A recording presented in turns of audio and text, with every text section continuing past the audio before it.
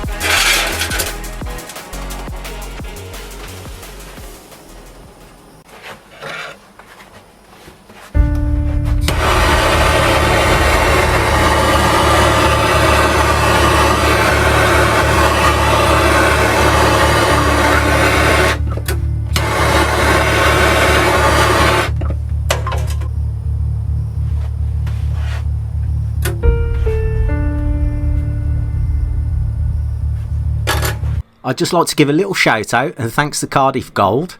As you can see, this is the website here. Now, they reached out to me and asked me to make this cool little art panel. And the brief was, could you do like a little boy knight fighting a dragon? And I thought, wow, that sounds so cool. I'm definitely going to have a go at that. So, as you can see, this is a website. Some wonderful stuff. Loads of coins, bullion. They even do whiskey. So, it's got you covered on all accounts. But what I'm interested in and what's actually powering my furnace today, I actually bought some of their fine silver casting grain. So this is a test. Not only have they asked me to make this bar, I'm going to be using that silver to make it with. So if you need any grain, I suggest you go and check them out.